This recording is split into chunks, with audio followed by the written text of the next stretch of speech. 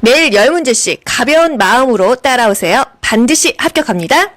좋아요 누르면 합격. 다음에서 설명하는 질병은 주의력 저하와 인지기능 장애가 수시간 내지 수일에 걸쳐 급격히 발생함, 증상의 호전과 악화가 반복됨, 대체로 회복됨.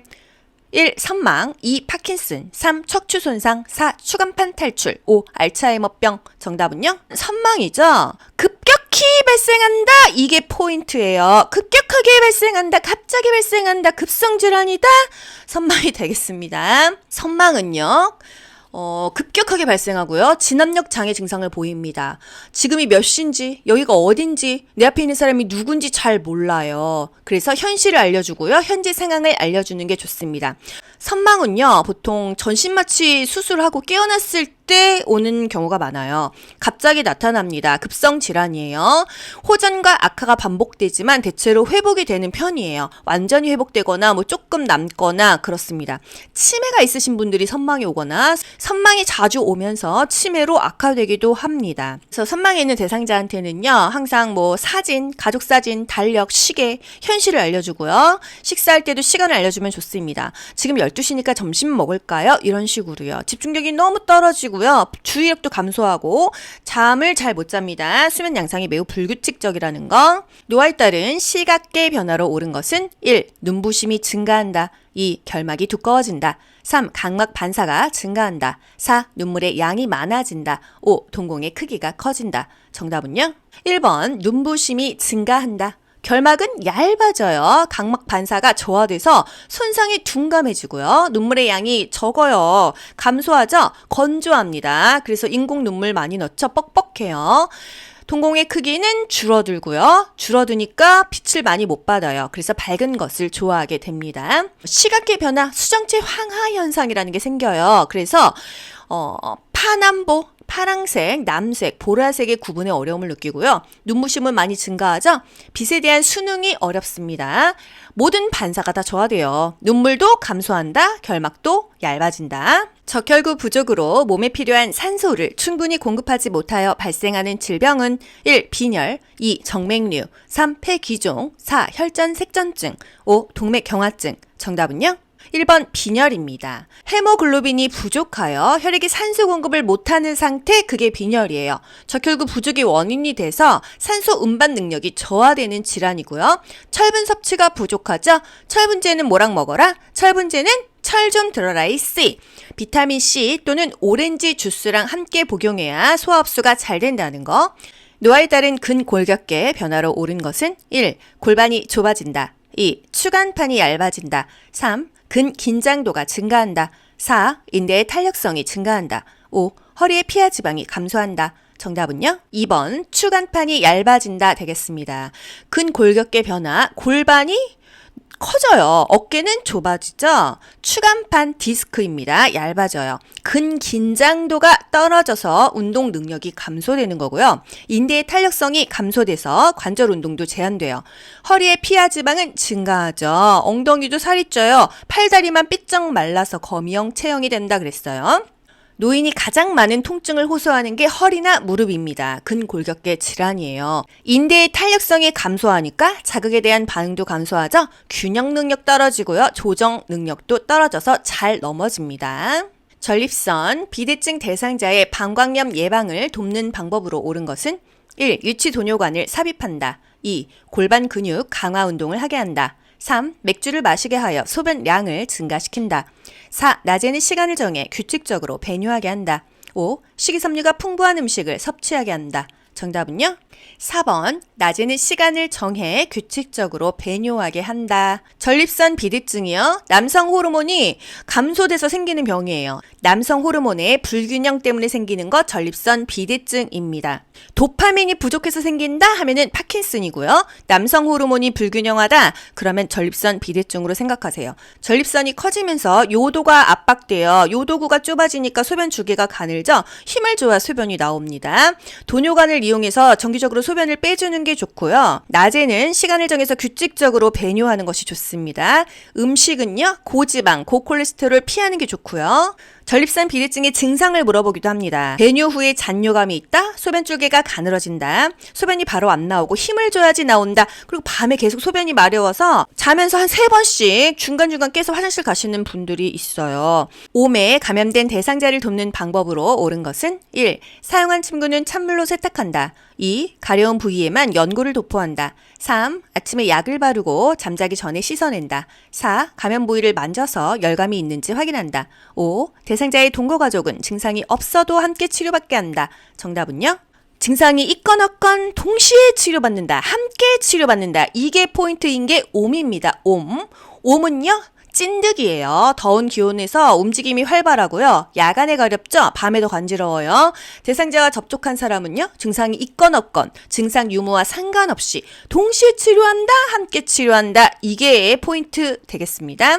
사용한 침구류는 찬물로 세탁해요? 뜨거운 물로 세탁합니다. 뜨거운 물로 1, 20분간 세탁하고 나서도 3일 동안 쓰지 않아요. 왜? 그 옴이 3일 내내 살아있으니까요. 가려운 부위만 연고를 도포한다? 아니에요. 이 목부터 전신에 다 발라야 됩니다. 옴 찐득이가 가장 활동적인 밤에 약을 바르고요. 아침에 씻어내는 거예요. 감염 부위를 만져서 열감이 있는지 확인한다? 옮을 수 있겠죠? 감염 부위를 만질 때에는 반드시 보호구, 장갑, 마스크 이런 거를 착용하고 확인해야 되겠습니다. 당뇨병 대상자의 발 관리 방법으로 옳은 것은 1. 발톱 양 끝을 둥글게 자른다. 2. 티누는 손톱깎이로 잘라낸다. 3. 뜨거운 물로 자주 족욕을 한다. 4. 발가락이 노출되지 않게 양말을 신는다. 5. 발을 씻은 후 발가락 사이에 물기를 남겨 습기를 유지한다. 정답은요? 4번 발가락이 노출되지 않게 양말을 신는다. 발을 보호한다 입니다. 당뇨병 대상자는요. 피가 좀 끈적끈적해요. 순환이 어렵거든요. 말초에 혈액순환이 안 됩니다. 그래서 발에 상처가 나면은요. 상처가 회복이 잘 안 돼요. 그래서 발가락을 항상 보호해야 되고요. 발톱은 일자로 깎아라. 티누는 절대 손톱깎이로 깎으면 안 돼요. 병원을 가서 치료해라. 뜨거운 물에 화상 입을 수 있죠? 뜨거운 물이 아니라 미지근한 물로 족욕하는 게 좋습니다. 발을 씻은 후 발가락 사이사이를 말려줍니다. 발도 보습해요. 하지만 사이사이를 보습해주는 건 아니에요. 로션을 발라도 발 사이사이는 아니라는 거. 말리긴 말려야 된다는 거죠.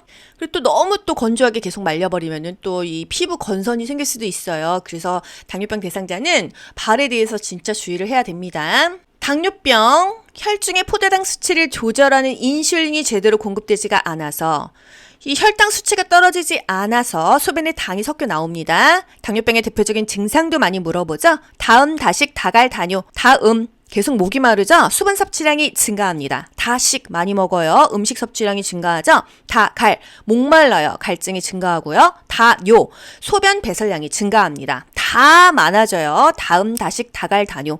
인슐린에 대한 민감성은 증가해요, 감소해요? 인민감, 인슐린에 대한 민감성이 감소한다. 인슐린은 혈당을 떨어뜨리는 호르몬인데 이것에 민감하지 못하고 둔감하다. 혈당이 안 떨어지겠죠. 그래서 인슐린에 대한 민감성은 감소한다는 거. 당뇨병 대상자가요. 밥 먹고 30분에서 1시간 후에 운동을 합니다. 왜? 이때 혈당이 올라가니까 운동을 해줘야 되는 거예요.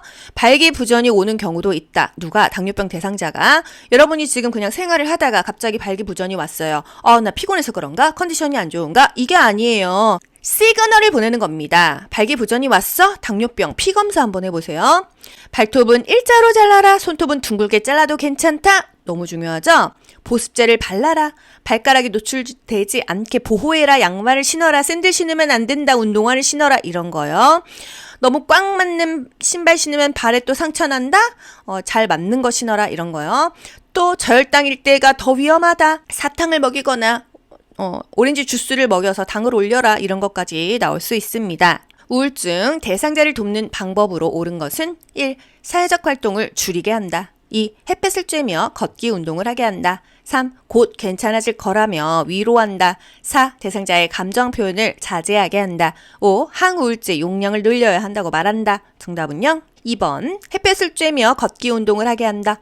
비타민 D도 생성되고 우울증에는 햇볕 보는 게 좋다. 운동하는 게 좋다. 그렇잖아요. 우울증 대상자? 부분협 우수. 우울증 대상자는요. 말을 하지 않습니다. 사회적인 활동 늘려야 돼요. 곧 괜찮아질 거예요. 이거는 긍정회로만 돌린다고 되는 건 아니잖아요. 대상자에게 지속적으로 관심을 표현하고 신뢰관계도 돕고요. 필요하면 약물 치료법도 해야겠죠. 운동도 하고요. 대상자의 감정 표현을 자제하면 안 되죠. 표현하도록 도와야 돼요. 항우울제 용량을 늘려야 한다고 말한다? 이거는 의사가 해야지 우리가 뭐 말하면 됩니까? 일상생활이 어려울 정도로 우울하면은요, 지체 없이 정신과 방문해야겠죠. 상담받고 약물 치료도 병행할 수가 있겠습니다. 일단 우울증이 오면은요, 무기력하고요, 입맛도 없고, 머리가 아프고, 소화 불량이 됩니다. 식욕과 체중의 변화가 나타난다? 아, 나 요즘에 우울한가? 좀 알아보시고요. 우울증은 자살하고 세트예요. 자살 위험이 증가합니다. 자살 가능성 있는 노인에게 뭐라고 물어봐요? 구체적으로, 단도직입적으로 물어보는 거예요. 자살하고 싶으세요? 그런 생각 몇 번이나 하셨어요? 시도해 보신 적 있어요? 이렇게 구체적으로, 단도직입적으로, 직설적으로 물어보는 게 좋다는 거예요. 그냥 막 애둘러서 표현하는 게 좋은 게 아닙니다. 적극적으로 치료하는 게 좋다. 노인에게 권장되는 영양관리 방법으로 옳은 것은 1. 수분 섭취를 제한한다. 2. 간헐적으로 단식을 한다. 3. 단순 당이 많은 음식을 선택하여 섭취한다. 4. 1일 에너지 필요량 이상의 칼로리를 섭취한다. 5. 고기, 생선, 달걀, 콩 중 하나 이상을 매일 섭취한다. 정답은요? 5번이죠. 단백질은 매일 먹는다. 몇 끼니 먹는다. 하루 3끼, 매 끼니마다 먹는다. 이거예요. 고기, 생선, 달걀, 콩. 단백질이죠. 하나 이상을 매일 섭취한다. 몇 끼마다 섭취한다입니다. 수분 섭취 제한하면 안 되죠? 물은 충분히 마신다. 간헐적으로 단식해요. 노인은요, 균형 잡힌 영양소 섭취가 좋아요. 새끼 식사를 규칙적으로 합니다. 단순당이 많은 음식은요, 한 번에 당이 쫙 올라가서 당뇨에 걸릴 수 있어요. 뭐 빵, 떡, 또는 뭐 오렌지 주스 이렇게 설탕물 있는 거요. 하지만 복합당질, 섬유소가 있는 뭐 야채, 과일, 생야채, 뭐 생채소 이런 것들이 좋습니다. 당을 서서히 올리는 게 복합당질입니다. 요런 게 좋다. 영양관리, 칼슘 부족은요, 우유로 보충한다. 또는 비타민 D를 섭취한다. 칼슘 영양제를 먹는다. 이런 거요. 또 금기가 아니면 물은 충분히 마시는 게 좋다. 물이나 섬유소가 풍부한 야채나 과일을 섭취하면 변비도 예방된다. 동물성 지방 섭취는 별로다. 콩이나 유제품을 매일 먹어라. 고기, 생선, 달걀, 콩 중에 하나 이상을 매일 먹어라. 식초, 겨자, 후추, 파마늘, 양파, 참깨 등을 사용해라. 왜? 음식을 싱겁게 먹기 위해서 향신료를 사용해라. 이겁니다. 노인의 운동 관리 방법으로 옳은 것은 1. 준비 운동을 생략하고 본 운동을 시작한다. 2. 방향을 빠르게 전환하는 운동을 한다. 3. 개인의 능력보다 높은 수준의 운동을 한다. 4. 최대 운동 능력으로 끌어올리기 위해 휴식을 취하지 않는다. 5. 낮은 강도로 운동을 시작하고 상태를 보면서 점차 강도를 높인다. 정답은요? 5번이죠. 스텝 바이 스텝이에요. 난이도 별로 점점 올려주는 것입니다. 낮은 강도로 시작하고 상태를 보면서 점차 운동의 강도를 높여줍니다. 준비 운동 적어도 10분 이상 해야죠. 그래야 유연성이 생기고 근육 손상도 예방됩니다. 방향을 빠르게 전환하는 운동 노인에게는 피해라 이랬죠. 개인의 능력에 맞는 운동이 좋아요. 다리 찢어져요. 운동하는 중간중간에 충분히 휴식해야 되고요. 안정시 심박동수로 돌아올 때까지 마무리 운동을 해줘야 됩니다. 10분 이상 준비 운동해라. 중간중간에 충분히 쉬면서 해라. 근육 손상되지 않게 조심해라. 저강도에서 점차 강도를 올려라. 빠르게 동작을 바꾸는 운동은 좀 피해라. 뭐 탁구, 배드민턴, 테니스 노인에게는 적합하지 않은 운동이라는 거예요. 안전한 운동은요. 복용하는 약물도 확인하고 투약 상황도 확인하고 질병도 보면서 개인에게 맞는 운동을 해라 이거예요. 매일 10문제씩 가벼운 마음으로 따라오세요. 반드시 합격합니다. 여러분 모두 합격 가자. 안녕. 좋아요 눌러주세요.